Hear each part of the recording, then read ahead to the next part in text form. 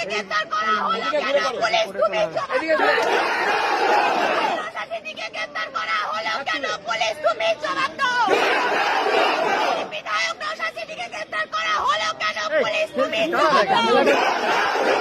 Police মন্ত্রী জবাব দাও। প্রশাসন জবাব দাও।